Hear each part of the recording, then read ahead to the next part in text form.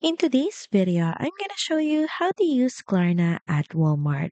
So first, you can head over to walmart.com in your browser, then click on the cart icon at the top right corner of your screen, or you can also just add in the cart word next to walmart.com.